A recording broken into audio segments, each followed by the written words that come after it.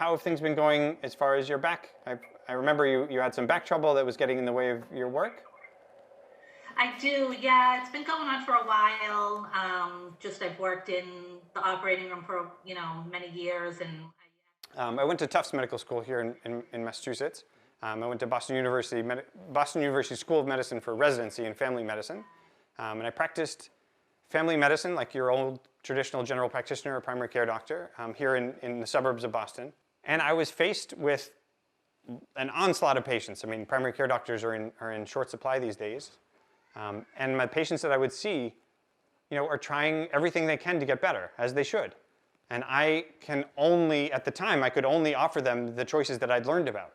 And in medical school, you learn about medicines, you learn about therapies, you learn about sort of natural options, but only in cursory. And patients were telling me that they were trying cannabis and that it was helping them. And I'm sitting across the table saying, great, I'm glad for you. I don't know how to help you. I didn't know anything at the time. And this was embarrassing and it felt unprofessional. Here I was across the table, supposed to be the expert in the room, and my patients are the ones teaching me what's helping them sleep or have headache, deal with their headaches. And I thought, boy, isn't this a great opportunity for me to learn something and be able to help people? So inside this keef are tiny little, basically dusts of cannabis molecules. And it's almost as if we digested an entire pharmacy into that powder. And inside that powder, we have all of this chemistry. These are the main cannabinoids that most people know about, from delta-9 THC or THC and CBD. Some people are starting to hear about the sleep cannabinoid CBN. But actually, cannabis as a plant has pages and pages and pages and pages of this stuff. I mean, we're literally talking about an entire pharmacy. And if you look closely, you'll find surprising things about cannabis. Eucalyptol, for example, like eucalyptus. Or geraniol, like a geranium, or the smell from roses. Or menthol, mint, peppermint. And all of these things actually are produced by the plant naturally. And we can harness all of these individually. Do you want to see it? It's pretty cool to see. This was the keef and the wax that we just put in. And you can see there's lots of oil and keef on the bottom. And it's a little bit hot, so we use oven mitts so I don't hurt myself. And when this is ready, I'll be able to add terpenes, which give it extra kick and help it penetrate the skin more deeply. That you could have a liquid which someone can put on their skin or eat, and to help them is just revolutionary.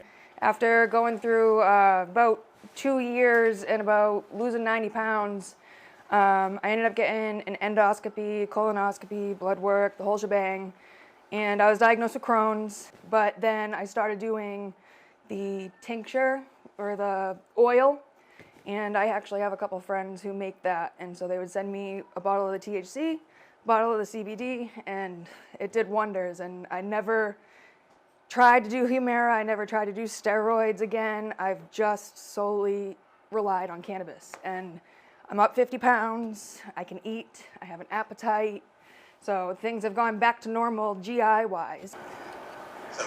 One of the things that is special, as we're sort of pioneering, you and I, in cannabis, exploring and learning kind of where it works and where it doesn't, sometimes we find pockets of illnesses that gets remarkably better with cannabis. So professionally, I see an industry that needs shepherding. On both sides, I sort of feel like the Western medical world needs to learn about cannabis. They have to understand what's out there already. They have to understand that there is research, that the research points to much more benefit than potential risk of evil. And they need to be teaching their patients this reality. Right now, it's the patients that are teaching their doctors, or patients themselves going it alone, or finding people like me who are outside of the system. We sell a lot to just regular adults who want to grow their own plants, that are maybe gardeners and wanted to expand their gardening into cannabis. Medical patients usually might have a caregiver grow for them. Some might grow themselves. Most doctors unfortunately, are behind the curve on the understanding of this. They don't teach you about it in medical school. So anybody like Dr. Kaplan who understands cannabis is a gem to have, a great resource to help educate the medical field in general. So this is a GMO strain. It likes to stretch really hard. The reason why I use cannabis is to give myself a better quality of life and to mitigate and navigate all of the issues that have arisen from not just Western medicine, but from just all of the stuff with the Crohn's and colitis. I would say before it was legalized in Massachusetts, it was always a difficult conversation with my primary care physician. But because he was a good doctor, after it became legal, he would listen to me as the reasons why I say, you know, I'm lucky. I've always had really good medical care.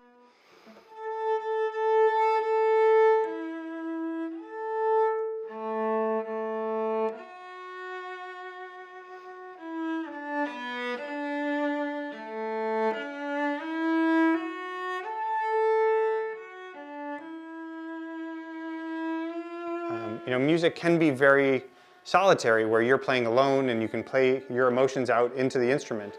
But it's also a way to play with other people in a chamber group or an orchestra and connect. You really have to listen carefully to what someone else is playing and match them, and match their pitch and match their rhythm. And it's a way to quiet oneself and connect with someone else. So actually, it's interesting, a lot of musicians become physicians. And part of that is because we have to learn how to listen to people, or maybe we enjoy listening to other people and connecting with them.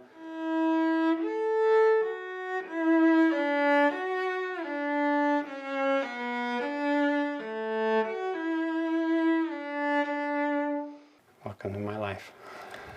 It's a strange, hectic mix. Hey, can I have a hug, please? Oh. Are we gonna have a big birthday for you? We already had a little bit. So we had cake this morning. No, we didn't have cake. We had, what do we have this So morning? no more cake today, right?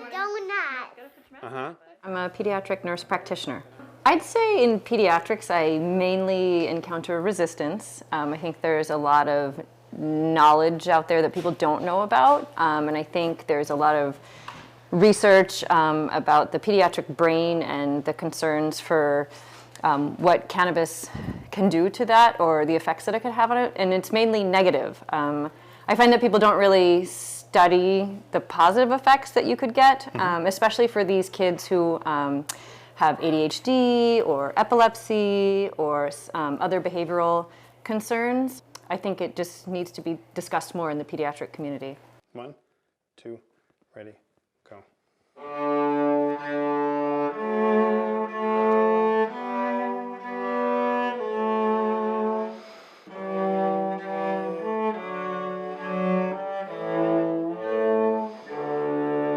I've built the largest cannabis library of published medical journals anywhere in the world.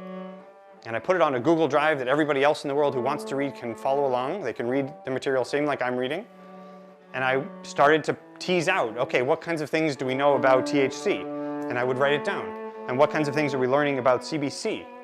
And I would write that down. And I was just, as I'm learning, I'm also organizing so that I can build an infrastructure to teach people. I think if you look at the last 3 years, cannabis has already revolutionized the world. I mean, we have all but 3 states now that have some form of cannabis accepted legally by the state. And that used to be nothing. And so we've already come a tremendous amount. I think to go past the finish line, we're gonna need doctors to buy in. And in order for doctors to buy in, they need to be educated.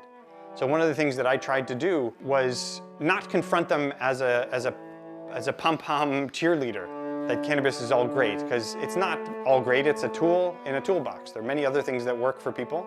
Cannabis is a tool which works, but we have to help physicians understand that.